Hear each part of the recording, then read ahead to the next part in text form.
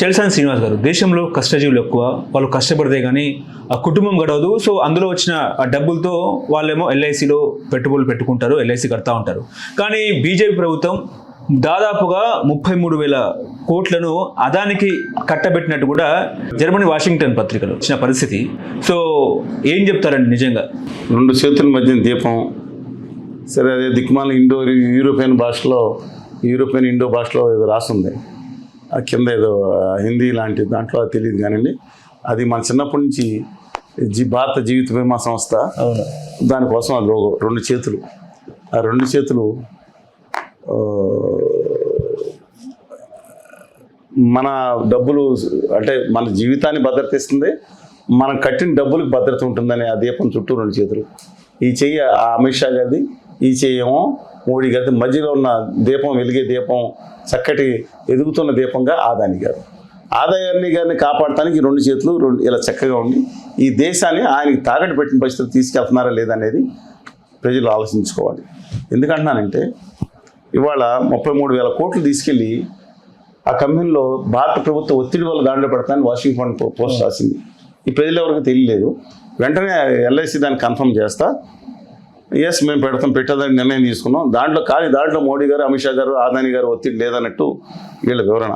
ఆదాని గారు ఆజ్యం లేకుండా ఈ దేశంలో చీమ కూడా కొడుతుందండి. శివుడు ఆజ్యం లేదే కొడుతుందో లేదో ఏం తెలియదు కానీ సంకేతాలు అలాంటి అలాంటి పరిస్థితికి వచ్చేసింది ఈ దేశం. ఆదాని గారు వాళ్ళ శిష్యుల చేతిలో బందీ అయిపోయింది. వాళ్ళు కొంతమంది మాట్లాడతా, మా తెలుగు జాతి బిడ్డలే మాట్లాడతా, తప్పేముంది, ఆదాని పెరిగితే మన గుజరాతీ బిడ్డే కదా అని మాట్లాడుతూ ఉన్నారు. వీళ్ళకి ఏమాత్రం కనుక ఆత్మగౌరవం, ఆత్మాభిమానం ఉన్న, ముఖ్యంగా ఆంధ్రప్రదేశ్లో ఇవాళ విభజన హామీలు ఇస్తే కనుక 10 లక్షల మంది యువత వీళ్ళు డెవలప్ అవుతారు కదా. వీళ్ళు డెవలప్ అవ్వకూడదా? ఇంటి పక్కన వీళ్ళ వాళ్ళు యువత డెవలప్, అందరూ గుజరాతీలు, మార్వాడీలు వాళ్ళే డెవలప్ అవ్వాలా? వాళ్ళకి వెళ్ళి బానిసత్వం చేస్తున్నారా?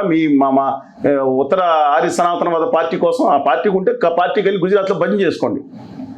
తెలుగు యువతని బలి చేస్తా. ఇవాళ తెలంగాణకు ఒక్క నేషనల్ బడ్జెట్ ఇవ్వలేదు, రైల్వే బడ్జెట్లో అన్యాయం చేస్తున్నారు. పైగా తెలంగాణ నుంచి 100 రూపాయలు తీసుకుంటే తిరిగి 30-40 రూపాయలు కూడా రిటర్న్ ఇవ్వకుండా, ఆ ఇచ్చింది కూడా మోడీ గారు ఏదో గుజరాత్ని తీసుకొచ్చి వాళ్ళు చేసిన గుజరాతీలు చేసిన దానం మీకు చేస్తున్నట్టు మాట్లాడుతున్నారు. కొంతమంది ఉత్తర భారతీయ ఆర్య సనాతన బ్యాచ్ మతాన్ని అడ్డం పెట్టుకున్నారు సిగ్గు లేకుండా. మేము హిందువులుగా గౌరవిస్తాం, మేము అనంత గోదావరి గంగా ప్రవాహంలాగా తన మూఢనమ్మకాలు సవరించుకుంటూ అభ్యుదయవాదం పుణిపుచ్చుకుంటూ గొప్ప జీవన విధానం హిందూ మతం. దానికి కాపీ రైట్ కాదు. నేను చీటికి మాటికి పెద్దానికి హిందూ మతం తీసుకొస్తారంటే ఆదాని గారితో మాట్లాడుతుంటే.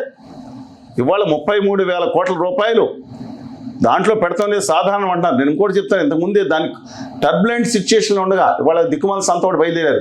టాటాలో పెట్టాం, ఎస్బీఐలో పెట్టాం, వివరణ ఇస్తున్నాం. వాళ్ళు కాదు, ఈ ఉత్తర ఆర్య సనాతన బ్యాచ్, ఉత్తర భారతీయ జనతా పార్టీ బ్యాచ్కి ఇంకేం పని లేదనమాట.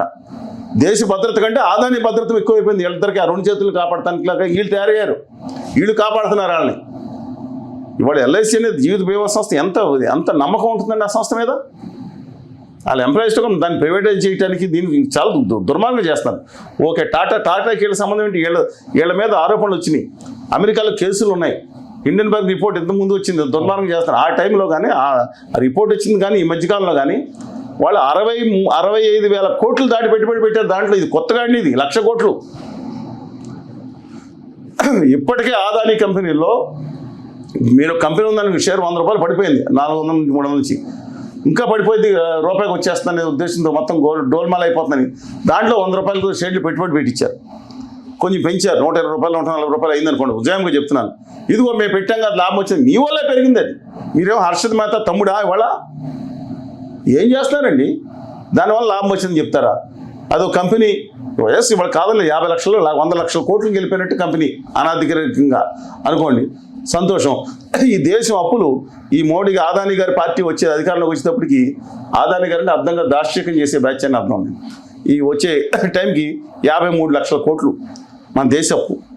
ఇవాళ ఈ సంవత్సరం ఫైనాన్షియల్ ఎండింగ్కి 250 లక్షల కోట్లు చేరుతుందంట. నమ్ముతున్నారా? 200 లక్షలు చేరుకుందంట మనం. అంటే ఈ దేశ అప్పులు మాత్రం 53 లక్షల కోట్ల నుంచి 200 లక్షల కోట్లకి 250 లక్షల కోట్లు పెడతాయి.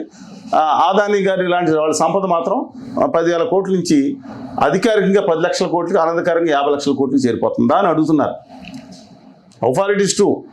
అందువల్ల షేర్లో పెడతానికి తప్పు కాదండి. వాడు పడిపోయినప్పుడు లేపడానికి బాగా పంపు చేస్తే లేస్తాయి షేర్లు. ఏం చేస్తారు? ఎక్కడి నుంచి కొడుతున్నారు బాబు షేర్లు?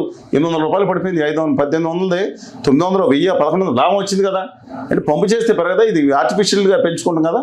ఇక ఆయన టచ్ చేసి ఈ దేశాన్ని పాలించేదే అనధికార చక్రవర్తి, మిగతా బానిస పాలకుల చక్రవర్తి వాళ్ళ మా అదానీ గారి అండ్ కంపెనీ కోనీ క్యాపిటలిజం చేతులు చిక్కుకుపోయింది. ఇవాళన్నా యువత తేరుకోపోతే బానిసత్వంలో మగ్గిపోతారు. ఉదాహరణకి దేశ చరిత్రలో 0.84% లోయెస్ట్ ఓటింగ్ వచ్చింది ఉత్తర భారతీయ జనతా పార్టీకి ఆంధ్రప్రదేశ్లో 2019 ఎన్నికల్లో. రిపీట్ చేస్తున్నానండి. ఇది ఎందుకు కోరిలేట్ చేస్తానంటే దయచేసి అర్థం చేసుకోండి. అండమాన్ నికోబార్ దీవుల్లో కూడా పార్టీ నెగ్గిందేమో కానీ సిక్కింలో కూడా ఎక్కువ వచ్చిందేమో కానీ దేశ చరిత్రలో అత్యంత తక్కువ ఓట్లు వచ్చింది ఆంధ్రప్రదేశ్లో 2019 వస్తే ఆ పార్టీ వాళ్ళ శాసించే స్థితికి వెళ్ళి బానిసల కింద 3 మనుషులు పెట్టుకుందా లేదా అనేది మీ విజ్ఞతకు వదిలిపెడతాను. వాళ్ళ అభిమానులకు బాధ కలుగుతున్నాయో కానీ మీ ఆత్మసాక్షిని మీరు ప్రశ్నించుకోండి. వాళ్ళకు అదానీ గారు కాళ్ళు పట్టుకున్న తీసుకొచ్చాం, ఏళ్ళకి తీసుకొచ్చాం, సొంతంగా ఎందుకు చేయించట్లేదు? ఇవాళ ఎల్ఐసి లాంటి నిధుల్ని వాళ్ళకు మా ఇక్కడ అద్భుతమైన టెక్నాలజీ ఉన్న యువత ఉన్నారు. తెలుగు జాతులు హైదరాబాద్ నుంచి విశాఖపట్నం వరకు, అనంతపురం నుంచి ఆదిలాబాద్ వరకు ఉన్నారు. ఇవ్వటం లేదా? ఎందుకని ఇక్కడ వాళ్ళని టెక్నాలజీ అందించి వాళ్ళని హోదా విభజన హామీలు వచ్చే రాయితీలు ఎందుకు ఇవ్వట్లేదు? తీసుకెళ్ళి గుజరాత్కి గొద్దల్లా తనుకుపోతే ఎందుకని మద్దతు పలుకుతున్నారు? ఏం చేసినా మద్దతేనా? వాళ్ళ 1,00,000 కోట్లు కాదు 5 లక్షల కోట్లు పెడతాను మీ మౌనంగా ఉంటుంది. పెంచుతారు, దాన్ని పెంచుతారు. పెంచి లాభం వచ్చిందని మా గవర్నమెంట్ కూడా లాభం వచ్చిందని చూపిస్తారు.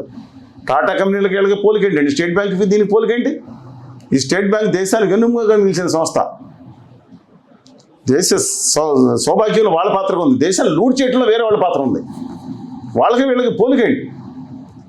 రిలయన్స్ని కూడా నేను తప్పట్నండి. వాళ్ళు లూప్ హోల్స్ని అడ్డమెట్టుకుని పైకి వచ్చి ఉంటారు. కానీ పీక మీద కత్తి పెట్టి మా ప్రతాప్ రెడ్డి గారు మా తెలుగు బిడ్డ, నాకేం ముందు కాదు, 6 ప్లాంట్స్ ఉంటే సిమెంట్ ప్లాంట్స్ రన్నింగ్ కానీ రాలపోతుంది. కానీ గుజరాత్ అంబుజా సిమెంట్ ఎవరిదో? కంట్రోల్ బై అదానీ గారు.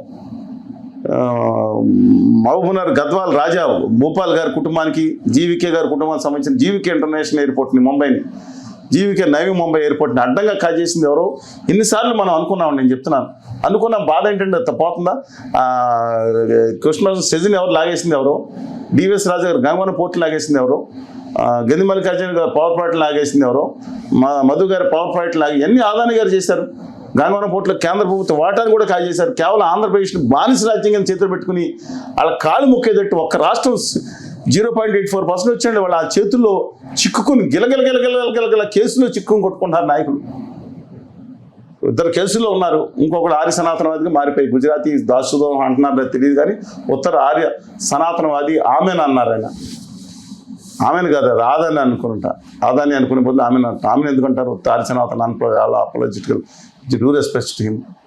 అందుకని మై హంబుల్ రిక్వెస్ట్, మీరు మేలుకోండి. ఈ దేశం బానిసత్వం దాంట్లోకి వెళ్ళిపోతుంది. బ్రిటిష్ బానిసత్వం బెటర్ అనే స్థితి తెచ్చుకన్నా ఇవాళ ఈ అదానీ గారు అండ్ కంపెనీ బానిసత్వం వెళ్తే మాత్రం ప్రమాదకరం అండి. వాళ్ళు రేపు పొద్దున్న కాంగ్రెస్ పార్టీ 350 సీట్లు నెగ్గినా సరే 100 ఎంపీలని 3 లక్షల కోట్లు పక్కన పడేసి 3,000 కోట్లు ఇస్తాను, ఒక్కొక్కరికి రండి, అందులో షేర్లు ఇస్తానంటారు. ఇదే ఈ ఎల్ఐసి. మీ షేర్ ఇప్పుడు ఉందో 5,000 రూపాయలు, మీకు 3,000 కోట్లు ఇస్తారు. మీరు మాతో కలిస్తే అది 5,000 కోట్లు ఉంది, 5,000 కోట్లు ఉంది అన్నారనుకోండి, ఎవరు వెళ్తారు? మీరు వెళ్ళిన ఎంతమంది ఉంటారు?